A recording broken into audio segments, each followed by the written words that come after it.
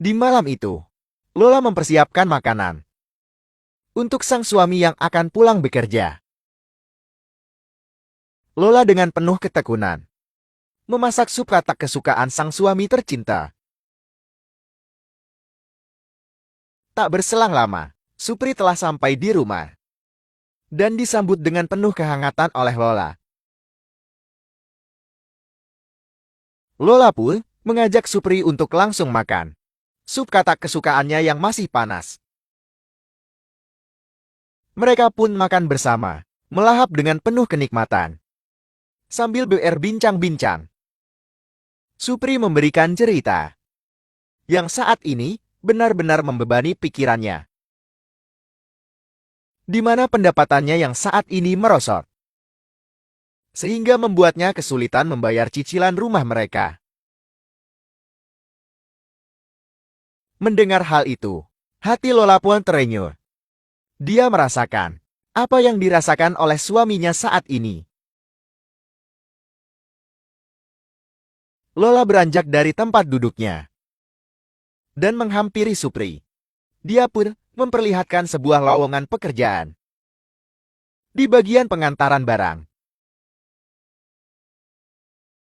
Lola pun meminta izin kepada Supri bahwa dia ingin bekerja di tempat itu agar sedikit mengurangi beban Supri.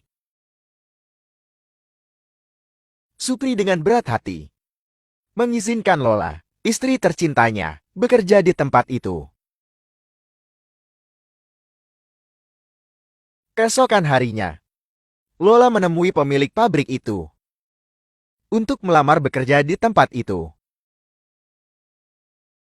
Semula sang pemilik meragukan Lola bekerja di tempat itu karena melihat Lola seorang wanita. Namun dengan penuh keyakinan dan kecentilan, Lola meyakinkan sang pemilik, sehingga sang pemilik menerimanya bekerja di tempat itu.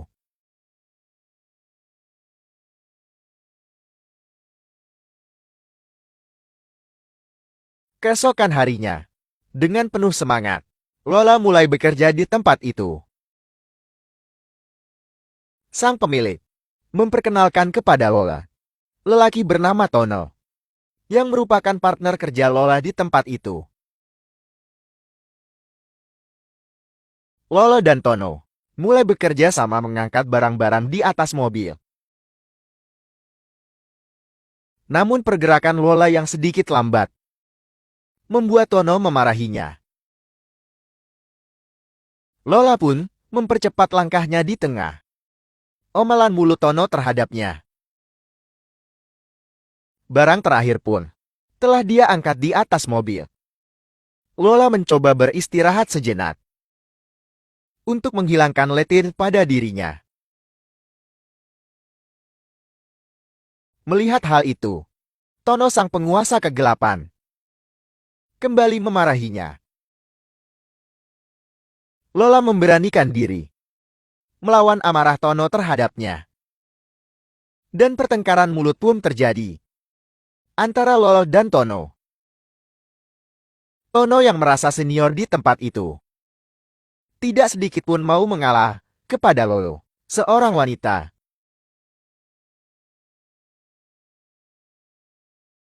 Selesai makan malam bersama Supri, Lola menceritakan sikap pemarah Tono terhadapnya. Namun Supri mencoba menenangkan Lola agar sedikit bersabar menghadapi Tono, yang merupakan senior di tempat itu. Mengingat malam itu malam Jumat, Lola menghampiri Supri yang ingin meminta jatah malam wajibnya. Namun Supri malah meninggalkan Lola, tidak mempedulikan sukma birahi Lola yang sudah menyala. Lola hanya bisa bersabar melihat kepekaan sang suami terhadapnya. Keesokan harinya, Lola memulai aktivitas di tempat dia bekerja. Lola terlihat mengangkat barang, disambut oleh Tono yang berada di atas mobil. Namun mata Tono terfokus pada pinggul indah Lola yang sangat menggairahkan, sehingga membuat sikapnya berubah drastis kepada Lola, di mana dia membantu Lola mengangkat barang dari tangan Lola ke atas mobil. Sontak membuat Lola sedikit merasa senang melihat perubahan sikap Tono kepadanya. Namun kemesuman otak Tono mulai terlihat, di mana dia melihat dua boba lolap dengan penuh kenafsuan. Melihat hal itu, membuat Lola memarahinya untuk menjaga mata mesumnya. Keesokan harinya, Lola yang keletihan, tanpa dia sadari, tertidur di atas mobil. Tono yang masuk ke dalam mobil, melihat hal itu, membuat asap birahinya menyala. Dia pun mulai mengandus tubuh Lola dan mengikat kedua tangan Lola di tengah Lola yang tertidur pulas. Siangnya birahi yang belum selesai. Lola sudah terbangun dari tidurnya dan melihat baju bagian bobanya sudah terbuka.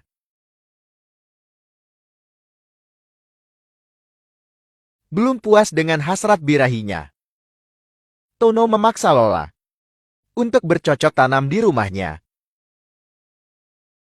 Lola mencoba melawan, namun apalah daya, Tono bagaikan singa yang sedang kelaparan. Dengan buasnya, merajai tubuh Lola dengan penuh kebrutalan. Lola hanya bisa pasrah. Ancaman yang menakutkan dari Tono membuatnya merelakan tubuhnya dinikmati oleh Tono. Sejak kejadian itu, Tono dengan bebas merajai tubuh Lola. Namun Tono menikahi Lola, dan mereka pun dengan bebas melakukan kenikmatan sebagai suami istri.